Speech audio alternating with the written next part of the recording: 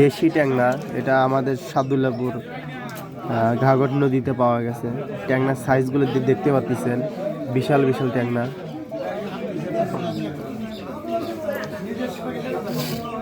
এই ট্যাংরা অনেকে খোঁজেন, দেশি ট্যাংরা অনেকে খোঁজেন সাদুল্লাপুরে।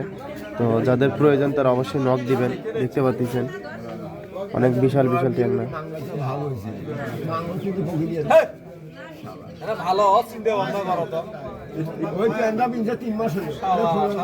তারপরে যে এখানে আয়ের আছে গজি, 3 মাস হলে প্যান্ডা বিনতে খোলে না।